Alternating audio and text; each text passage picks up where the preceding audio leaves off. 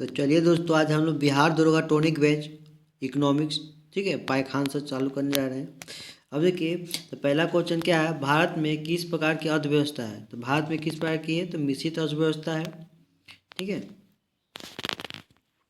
बंद अर्थव्यवस्था वह अर्थव्यवस्था है जिसमें ना तो निर्यात होता है ना ही आयात होता है। तीसरा नंबर है, राष्ट्रीय ग्रामीण विकास संस्था कहाँ अवस्थित है, हैदराबाद में। वैश्वीकरण का अर्थ क्या है, घरेलू अर्थव्यवस्था का वैश्विक अर्थव्यवस्था के साथ एकीकरण। अंत्योदय कार्यक्रम का उद्देश्य था सब गरीबों में सबसे अधिक गरीब की मदद करना। कुटीर ज्योति योजना संबंधित है ग्रामीण क्षेत्रों में गरीबी रेखा से नीचे जीवन यापन करने वाले परिवारों को विद्युत सुविधा उपलब्ध कराने की, ठीक है। नेक्स्ट क्वेश्चन, सुमेलित कीजिए, ग्रिफिन वस्तुएं कैसी है। तो कीमत बढ़ने पर मांग बढ़ती है, ठीक है, ग्रिफिन वस्तुएं कहलाती है। लॉरेंज वक्र क्या है, आय की विषमता मापने के लिए बताया जाता है। फिलिप्स वक्र मुद्रास्फीति और बेरोजगारी के बीच संबंध बताता है। फिलिप्स वक्र किसके बीच, मुद्रास्फीति और बेरोजगारी के बीच। एंजिल का नियम, आय बढ़ने पर भोजन का खर्च प्रतिशत घटता है। मुद्रा अवमूलन, तो विदेशी मुद्रा की तुलना में अपनी मुद्रा का मूल्य घटाना। स्टैगफ्लेशन, मंदी के साथ मुद्रास्फीति की स्थिति। किस देश की आर्थिक विकास देश पर निर्भर करता है, तो उपयुक्त सभी है, प्राकृतिक संसाधन पर, पूंजी निर्माण पर, अब बाजार का आकार पर, ठीक है। अब देखिए, भारत की राष्ट्रीय आय में सर्वाधिक योगदान है व्यापार क्षेत्र का है जी, ठीक है। भारत में किस राज्य में गरीबी को सबसे अधिक प्रतिशत है, तो बिहार में कितना परसेंट, 33% है। मानव विकास सूचकांक किसने बनाया था, यूएनडीपी की स्थापना है ना। चलिए, अब देखिए, हिंदू विधि दर किससे संबंधित है, तो राष्ट्रीय आय से संबंधित है हिंदू विधि दर।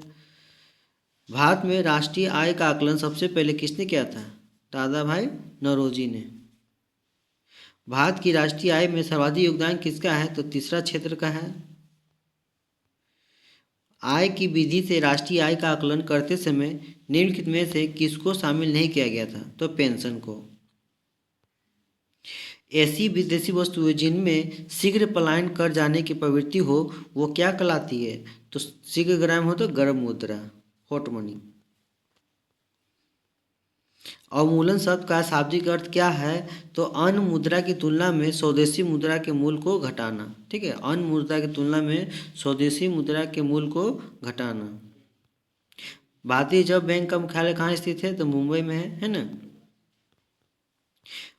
बैंक नोट प्रेस कहाँ है, देवास में, बैंक नोट प्रेस देवास में। भारत में किसके सिक्के जारी करने के लिए कौन अधिकृत है, वित्त मंत्रालय।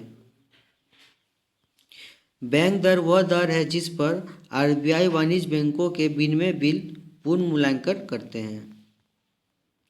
सुमेलित करना आपको, प्रत्यक्ष कर आयकर निगम और संपत्ति कर होता है। डायरेक्ट कर कौन लेता है, आयकर निगम कर और संपत्ति कर। अप्रत्यक्ष कर कौन है, जीएसटी, सीमा शुल्क, उत्पादन शुल्क। सरकारिया समिति कौन किससे संबंधित है, केंद्र और राज्य वित्तीय संबंध है, केंद्र और राज्य वित्तीय संबंध। केलकर समिति प्रत्यक्ष एवं परोक्ष कर सुधार। चलिया समिति किससे संबंधित है, तो टैक्स रिफॉर्म से है। और राज्य चलिया समिति काला धन पर नियंत्रण से है। भारत का सबसे बड़ा शेयर बाजार निम्नलिखित में से कौन सा है, तो मुंबई है ना, मुंबई है। चलिए नेक्स्ट आते हैं, भारत में बैंकों का पहली बार राष्ट्रीयकरण कब हुआ था, 1969 में, इंदिरा गांधी के शासनकाल में। कब हुआ था, 1969 में, ठीक है। राज्य पुनर्गठन आयोग पूछेगा तो 1956 में, ठीक है, 14 राज्य का। औद्योगिक क्रांति सर्वप्रथम किस देश में हुई थी, तो इंग्लैंड में। औद्योगिक क्रांति सर्वप्रथम कहाँ हुआ था, तो इंग्लैंड में हुआ था। कहाँ हुआ था, इंग्लैंड में, ठीक है। अब देखिए, भारत का सबसे बड़ा उद्योग कौन सा है, तो कपड़ा उद्योग है ना, सबसे बड़ा उद्योग कौन है, कपड़ा उद्योग है। अब देखिए नेक्स्ट आते हैं हम लोग, भारत में जूट का अधिकतम उत्पादन कहाँ है, तो पश्चिम बंगाल में। भारत में कुल भूमि का कितना प्रतिशत कृषि कार्य के लिए है, ठीक है, तो ये कितना, 51 कितना, ठीक है, इसमें देखिएगा। चलिए नेक्स्ट आते हैं, भारत में हरित क्रांति किस फसल उत्पादन से सर्वाधिक रही है? तो गेहूं और चावल, गेहूं और चावल। ठीक है, हरित क्रांति कब हुआ था? 66-67 में, 1966 से 67 के बीच। ठीक है, हरित क्रांति के जनक कौन है? Norman Borlaug. ठीक है, अब भारतीय बोले तो ठीक है स्वामीनाथन। भारत में श्वेत क्रांति का जनक कौन है? डॉक्टर वर्जिस कुरियन। किससे संबंधित है? तो दूध से उत्पादन से। ऑपरेशन फ्लड किस कार्य के संबंधित है? दूध उत्पादन से है। निम्न में से कौन सा किस्म की गेहूं में HYV नहीं है? तो रत्ना में। भारत में तंबाकू का सर्वाधिक उत्पादन करने वाला राज्य? आंध्र प्रदेश। ठीक है, राज्य आंध्र प्रदेश का कौन? राजमुंदरी। ठीक है, तंबाकू कब निषेध दिवस कब है? तो 31 मई को। ठीक है, 31 मई को। अब देखिए तो तंबाकू सर्वाधिक उत्पादन कौन है? आंध्र प्रदेश का राजमुंदरी। 31 मई को तंबाकू निषेध दिवस मनाते हैं। ठीक है, बात संघ सरकार के राजस्व में सबसे महत्वपूर्ण स्रोत क्या है? तो आयकर है जी, 2025-26 के अनुसार। ठीक है, आयकर। अब देखिए भारत में पंचवर्षीय योजना की अंतिम रूप से अनुमोदित की जाती है तो राष्ट्रीय विकास परिषद द्वारा। ठीक है, पहली पंचवर्षीय योजना के कार्यकाल क्या है?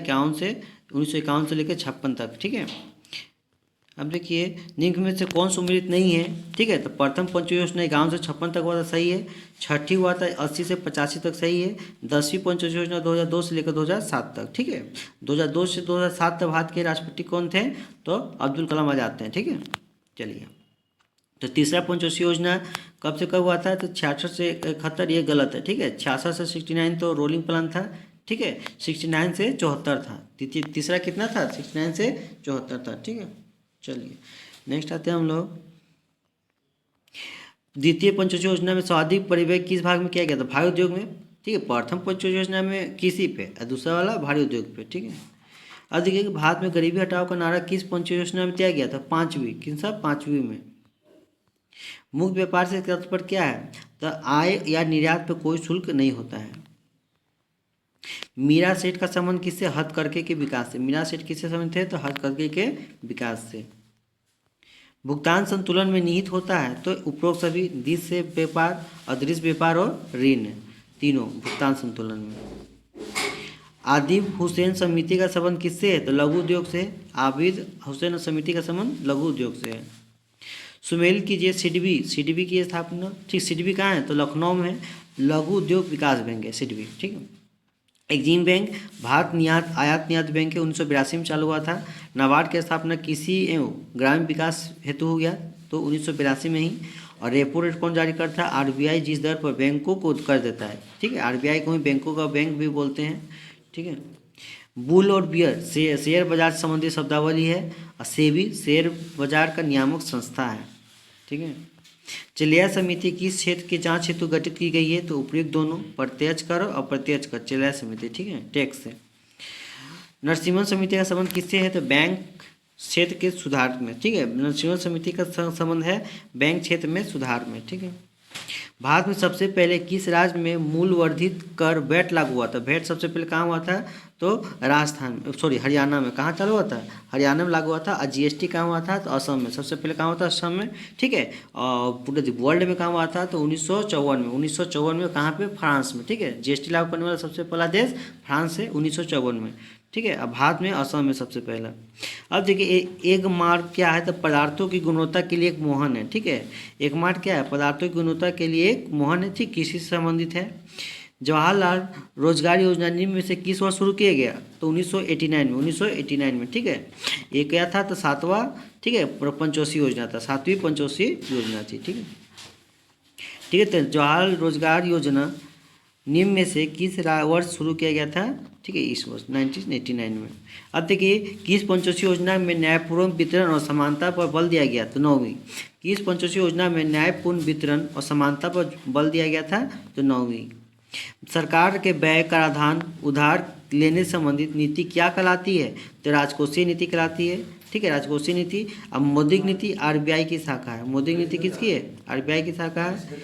विकास की प्रक्रिया में किसी की उपेक्षा क्या होता है? तो समग्र विकास में गंभीर अवरोध होता है।